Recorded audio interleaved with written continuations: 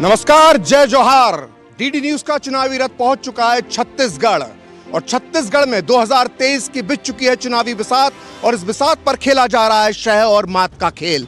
इस शह और मात के खेल में कौन है किस पर भारी और किसकी चल रही है लहर और क्या है यहाँ के मुद्दे, ये जानने के लिए हम पहुंचे हैं छत्तीसगढ़ के छोटे से जिले बेमेतरा में। बेमेतरा छोटा सा जिला है लेकिन पिछले दिनों इसने पूरे देश में सुर्खियां बटोरी थी और इसकी वजह थी लव जिहाद का एक मामला जिसमें 3 लोगों की हत्याएं हुई थी। इस मामले का असर सिर्फ बेमेतरा में ही नहीं बल्कि पूरे छत्तीसगढ़ में देखने को मिल रहा है। लेकिन क्या बेमेतरा में सिर्फ एक यही मुद्दा है या और भी मुद्दे हैं? इसी पर हम बात करेंगे यहाँ की जनता से।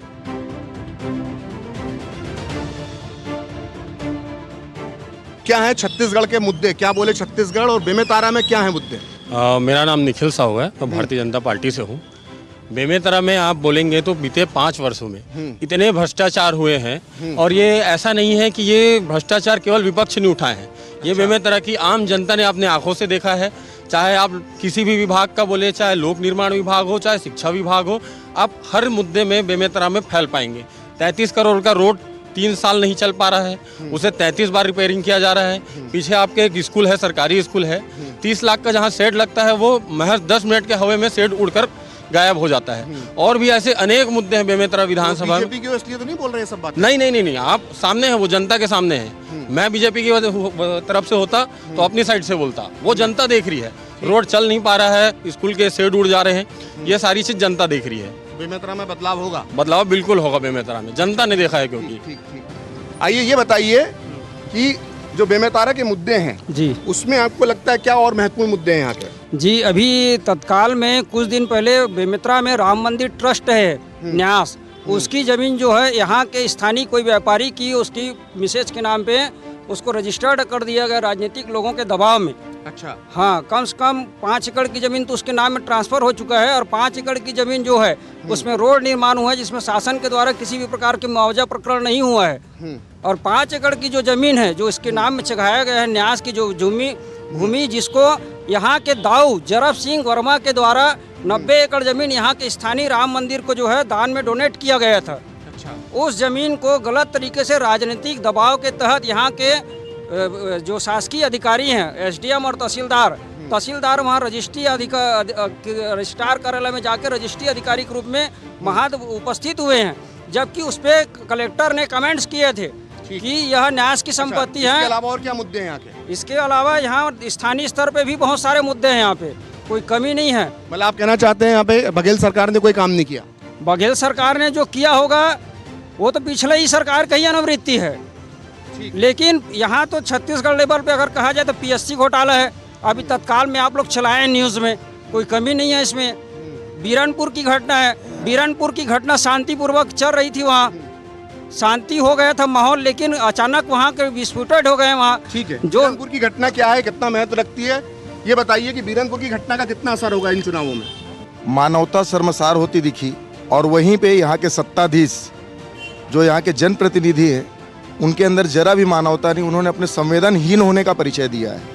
बीरनपुर का मामला कोई एक दिन का मामला नहीं है, वहाँ पे अपन देखें तो रिकॉर्डेड है मामले। वहाँ पे कुल मिला के 7 लव जिहाद हुए हैं जिसकी जानकारी शासन प्रशासन को सामान्य जनमानस के द्वारा दी गई थी। क्या बघेल सरकार ने जो 5 साल काम किया है वो ठीक काम किया है या कुछ कमी रह गई है?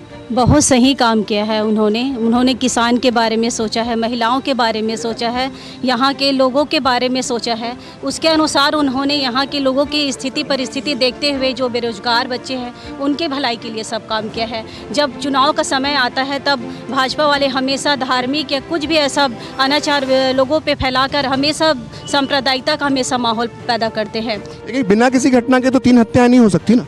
जी देखिए, बीरनपुर का जो मामला है वहाँ पे ज़बरदस्ती उस मामले को बढ़ाया गया है, जबकि वहाँ आदेश दिया गया था कि जो भी अगर गलती किया है उसको बिल्कुल सज़ा मिलेगी उसके अनुसार। लेकिन यहाँ वहाँ पे ज़बरदस्ती का सांप्रदायिकता हिंदू मुस्लिम का मामला उठाया गया, ये तो गलत बात है। हिंदू मुस्लिम यहाँ सब भाई हैं, एक साथ रह रहे हैं, ये सांप्रदायिकता वाली बात। लेकिन हिंदू पक्ष पर जो गिरफ्तारियाँ हुई थी उसमें से कोर्ट ने 8 लोगों को पूरी तरह से रिहा कर दिया और बड़ी कठोर टिप्पणियां जो है प्रशासन के खिलाफ की हैं। तो कहीं ना कहीं कांग्रेस सरकार जो है वो तुष्टीकरण तो कर रही थी, ऐसा बीजेपी आरोप लगाती है। देखिए, जो आधिकारिक जांच होती है उसमें जो ऐसा पाया जाता है उसके अनुसार उन लोग कार्य किए जाते हैं। जो न्यायालय, आप कभी न्यायालय को जज नहीं कर सकते। कोर्ट हमेशा बहुत सही फैसला देती है, वो सोच समझ के फैसला देती है। वो स्वतंत्र न्यायालय है, इसको शायद भाजपा भी मानते हैं और कांग्रेस वाले भी मानते हैं। जो कोर्ट फैसला देती है बहुत सही देती है। आप बीजेपी नेता हैं, ठीक है, ये आप पे आरोप लगाया जा रहा है कि वोटों के लिए जो है बीजेपी जो है वो सांप्रदायिकता फैला रही है, लव जिहाद जैसे मुद्दे को उठाया जा रहा है, जबकि यहाँ पर लव जिहाद जैसी कोई घटना हुई नहीं। इस पर आप क्या? सबसे पहली बात तो मैं बताना चाहूँगा कि पूरा छत्तीसगढ़ आज भय, आतंक और भ्रष्टाचार के आकंठ में डूबी हुई है। ये सरकार आज एक तरफ एक वर्ग को परेशान करने का काम कर रही है। साजा में जो बीरनपुर की घटना घटी है वो आप हम सबके सामने बहुत बड़ी घटना हिंदू समाज के ऊपर घटी है, रजक जी ने बताए हैं। और आज छत्तीसगढ़ भय और आतंक से त्रस्त है। आपने अभी बीजेपी वालों के आरोप सुन लिए, कांग्रेस वालों की सफाई सुन ली है, कहना है विकास हो रहा है, ये कहना है विकास नहीं हो रहा। बेमेतरा की घटना जो भी हुई है बीरनपुर में, जिसमें बेमेतरा जिले में पूरा प्रभाव है, उस पर भी आपने सुन लिया। आपका क्या कहना है? मेरा नाम प्रमोद कुमार साहू है, मैं आम आदमी पार्टी से हूँ। आम आदमी पार्टी से पहले कांग्रेस में था, जिला सचिव और सोसाइटी के अध्यक्ष के रूप में मैं। तो टिकट नहीं मिला तो यहाँ आ गए? टिकट का बात नहीं, मेरे बच्चे को न्याय दिलाते अभी 2 साल हो गए, मेरे बच्चे पढ़ नहीं रहे। अभी आत्महत्या करने का नोटिस दिया हूँ मैं प्रशासन को। जब तक शासन रहा और सत्ता रहे तब तक मेरे को न्याय नहीं मिला, इसलिए मैं अपने बच्चे को न्याय दिलाने के लिए पार्टी को छोड़ा हूँ। इसके अल्टीमेट कई बार दे चुका हूँ, लेकिन मेरे पक्ष में एक शब्द नहीं बोला। और कांग्रेस की जो बात करते हैं ये लोग अच्छे काम की, महिलाओं की सुरक्षा, महिला इतना विश्वास करके ही उनको वोट दिया था कि जो दारू है उसको बंद करेगा, तो हम लोग जो घर में झगड़ा होते हैं उससे मुक्ति मिलेगी। हमारे घर का पैसा जो राशन बेच के दारू पीते हैं हमारे पति बच्चे, उससे मुक्ति मिलेगी। उसको ठगा भूपेश ने। दूसरा बात, रोजगार की बात करते हैं, रोजगार तो दिया ही नहीं, दिया वो अपने परिवारों को दिया। और बेरोजगारी भत्ता सत्ता में आने से शुरू से ही बोला था भूपेश बघेल कि सत्ता में आऊँगा और बेरोजगारों को मैं बेरोजगारी भत्ता दूंगा, लेकिन 4 साल तक ठगा और अभी चुनाव आते आते उसको बेरोजगारी भत्ता दे रहा है। और जो इसका कानून व्यवस्था है पूरा नेता और दलालों के बीच में आप ये कहना चाहते हैं कि भूपेश बघेल जी की जो सरकार थी उसने कुछ काम नहीं किया, लेकिन रमन सिंह जी की जो सरकार थी वो अच्छा काम कर रही थी, ये कहना चाह रहे हैं? मैं रमन सिंह का भी बड़ाई नहीं करूंगा, किसी का बड़ाई नहीं करूंगा, लेकिन न्याय व्यवस्था है और जो बेरोजगारी, महिला सुरक्षा, ये सब में कोई काम नहीं हो रहा है। अभी मैं पूछ रहा हूँ रमन सिंह जी की सरकार ने कैसा काम किया? रमन सिंह के समय में राजनीति में नहीं था, लेकिन अभी जो देख, अरे वोटर तो थे। हाँ वोटर थे हमें। क्या लगता है? उसके समय में भी रोड जो वो शुरुआती दौर था छत्तीसगढ़ का, तो विकास हुआ है पूरा। अच्छा भैया ये बताओ, अब आम आदमी पार्टी पूरी दमखम से यहाँ पे चुनाव लड़ रही है। साल, बरस और सदी नहीं, एक युग गुजर जाएगा, उम्र न पूछो वंडर की, जब फर्क नजर आएगा। वंडर सीमेंट, फर्क नजर आएगा। गोल्डी छोले मसाले, जहाँ जाए रिश्ते बनाए, जहाँ जाए रिश्ते बनाए, गोल्डी मसाले। मैं क्या जी, सब जानते हैं, जहाँ दिखे मारियो, अपना समझ के खा लियो। तुम्हें पता है इन्वेस्टर्स के लिए कि इन्वेस्टर प्रोटेक्शन फंड होता है IPF, लेकिन अगर तुम्हारा ट्रेड एक्सचेंज पर एग्जीक्यूट नहीं हुआ या फिर कोई गारंटीड रिटर्न्स वाली स्कीम है तो ये IPF आपकी मदद नहीं कर सकता है। और अगर आपका ब्रोकर ही डिफॉल्टर बन जाए तो फिर IPF आपको कॉम्पेंसेशन दिला सकता है। कहाँ से सीखा? NSE की साइट पर। सोचकर समझकर इन्वेस्ट कर। साल, बरस और सदी नहीं, एक युग गुजर जाएगा, उम्र न पूछो वंडर की, जब फर्क नजर आएगा। वंडर सीमेंट, फर्क नजर आएगा।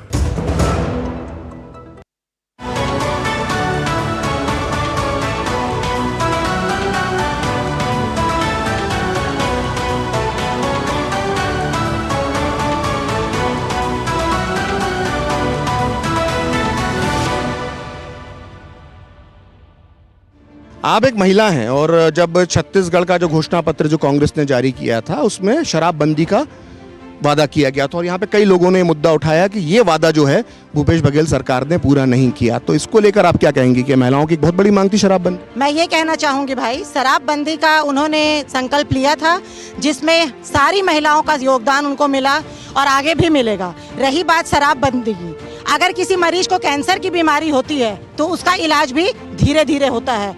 एक तुरंत झटके में अगर किसी बीमारी का इलाज हो जाए तब तो फिर डॉक्टर भगवान ना कहला जाए। तो शराबबंदी के लिए भी हमारे कदम बढ़ चुके हैं, बढ़ते ही जा रहे हैं। बहुत हद तक शराबबंदी हो चुकी है।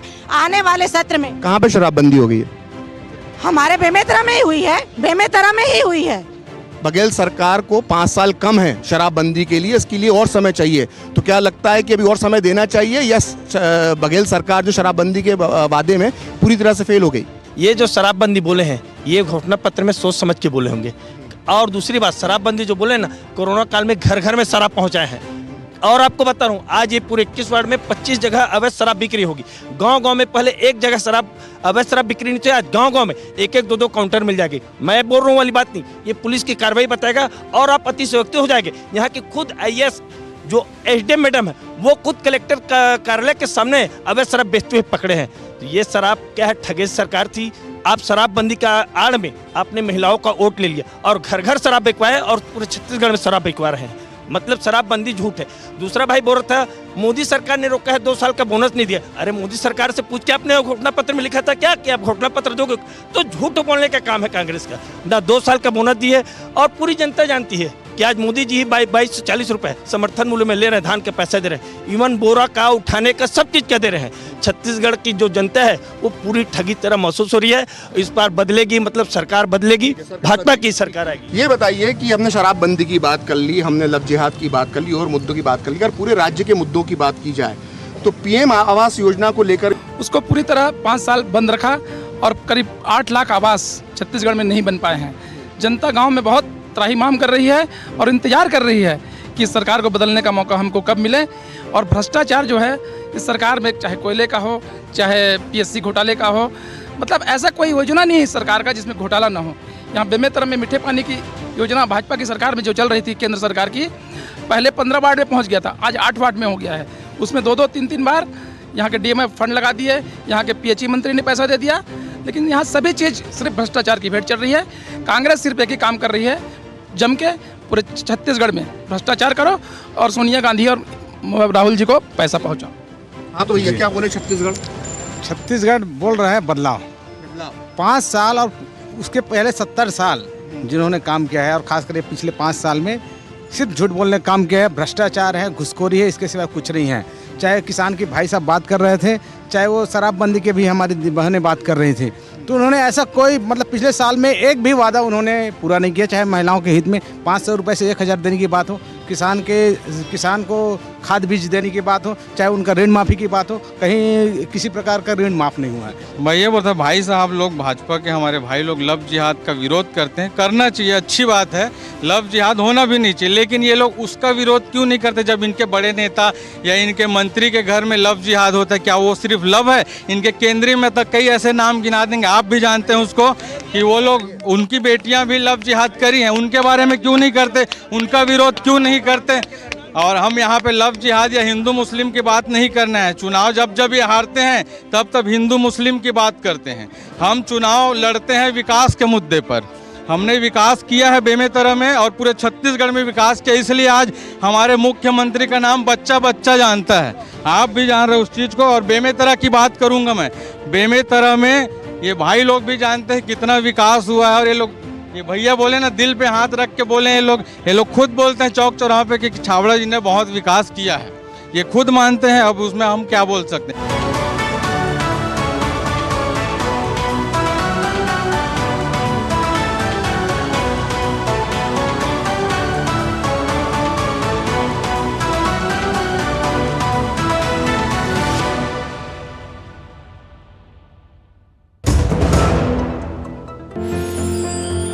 साल बरस और सदी नहीं, एक युग गुजर जाएगा। उम्र न पूछो वंडर की, जब फर्क नजर आएगा। वंडर सीमेंट, फर्क नजर आएगा। मैं क्या जी, सब जानते हैं, जहां दिखे मारियो, अपना समझ के खा लियो।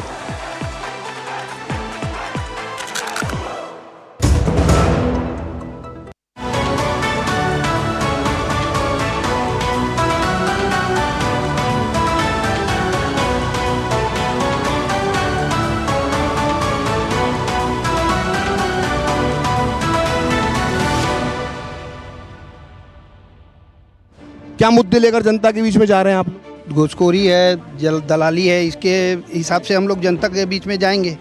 पूरा दलाली चरम सीमा पर है, अवैध शराब बिक रहा है नगर में, गांव-गांव में पूरा शराब बिक रहा है। हर होटल में आप जाओ, जब से विधायक बने हैं, हर होटल में, हर चौक चौराहे, हर मोहल्ले में, हर वार्ड में आपको दारू मिलेगा। एक डबल रेट तिबर रेट में लो, कमाओ और पैसा ऐश करो। तो इस बार रमन सिंह जी की वापसी हो रही है, बीजेपी की वापसी हो रही है इस बार? बीजेपी का वापसी तो होना ही है, पब्लिक देख रही है, सब समझ रही है पब्लिक। ये दावा किया जा रहा है कि अब की बार 75 के पार होगी बघेल सरकार। आपको लग रहा है कांग्रेस ऐसे ही वापसी करेगी? ये दावा नेताओं का नहीं है भाई साहब, ये तो समय आने पे जनता बताएगी। आपने अभी 3 सवाल इनसे पूछे लव जिहाद के बारे में, इनकी मौन स्वीकृति है उसको। ये क्यों उसका विरोध नहीं करते, क्या विचारधारा प्रकट करना चाहते हैं अपनी? और बीरनपुर मामले में कुल 4 FIR दर्ज हुआ है, जिसमें एक FIR पुलिस अधिकारी के पक्ष में हुआ है। उसको पत्थर लगी और वो वहाँ पे बेहोश हो गए, और आज उनका दिमाग भी काम नहीं कर रहा, ना शरीर काम कर रहा है। उसके खिलाफ नामजद FIR आज तक नहीं हुई, और अज्ञात लोगों द्वारा 2 मुस्लिम बंधुओं का मर्डर कर दिया गया। हम उनके प्रति भी सद्भावना व्यक्त करते हैं, लेकिन बिना किसी सबूत के 17 बच्चों को, जिनकी उम्र 18 साल 19 साल ठीक से दाढ़ी मूछ नहीं आई है, उनको क्यों अंदर डाल दिया गया? कांग्रेस केवल दबाव की राजनीति करती है ना? और विकास की बात करते हैं, जैसे चौक चौराहा की, है ना? चौक चौराहा में इन लोग भी भ्रष्टाचार किए हैं, मतलब भावनाओं के साथ भी खेला गया है। जिस कर्मा माता की जो मूर्ति लगाई गई थी, उसमें भी ये है ना। और रही बात शहर की, मैं शहर की बात करता हूँ। शहर में अब जितने भी कार्य हुए हैं, केवल घोटाला और घोटाला। आज तक कोई भी गली में आप चले जाओ, सड़क एक भी नहीं बना है, नाली ऐसे देखोगे जहाँ देखो पूरा गंदगी। ऐसा लग रहा है कि राजनीति में आपका बड़ा लंबा अनुभव है, कितने साल का अनुभव है आपके? मैं राजनीति में 50 साल से राजनीति में हूँ। जब से छात्र पढ़ाई करके कॉलेज से निकला हूँ, तब से मैं राजनीति। आपको 50 साल का अनुभव है, और बिल्कुल ईमानदारी से बताइएगा, जो मुख्यमंत्री जी कह रहे हैं कि अब की बार 75 के पार, ये कुछ ज़्यादा नहीं हो गया? नहीं, ज़्यादा नहीं हुआ है। मेरे हिसाब से 75 पार तो होना ही है। वो जो बोलते हैं ना, मैं आज भी कहता हूँ और दावे के साथ कहता हूँ, 75 तो कोई रोक नहीं सकते। क्योंकि मैं आपको भी बता दूँ, यहाँ जो बीजेपी की है, जो लोग हैं, उनके पास लड़ने की कोई क्षमता है ही नहीं है। मैं स्पष्ट बता देता हूँ, ना इन लोग लड़ाई कर पाएंगे। क्योंकि मैं आपको बताया ना, ये जो अनुभव जो बता रहे हैं ना, इनको जो कहना है, इनको सिर्फ उसी में जाएंगे, धर्म में चले जाएंगे, हिंदू मुस्लिम में चले जाएंगे, और अंत में शराबबंदी में चले जाएंगे। लेकिन सिंहदेव साहब तो बोलने को तैयार नहीं 75 के पार। वो तो बोल रहे हैं कि हाँ सरकार बन जाएगी, लेकिन ये नहीं कह सकता 75 के पार आएगी कि नहीं आएगी। नहीं, सिंहदेव के जो बोलने की स्टाइल है, आप खुद जानते हैं। उनका जो बोलने की स्टाइल रहता है, बहुत ही संतुलित और अपना स्वीकार कर चलता है। ऐसी कैसी संतुलित है? कभी मोदी जी की तारीफ कर देते हैं, फिर मोदी जी की तारीफ करने के बाद पार्टी जब डांटती है तो पार्टी से माफी मांग लेते हैं। ऐसी कैसे संतुलित स्टाइल? नहीं, संतुलित स्टाइल हर कोई का अपना अपना स्टाइल रहता है। ऐसा स्टाइल जो कांग्रेस के नुकसान कर रहा है? नहीं, कांग्रेस का नुकसान कोई नहीं करने वाले है। जो करने वाले हैं वो तो सब बाहर हो चुके हैं।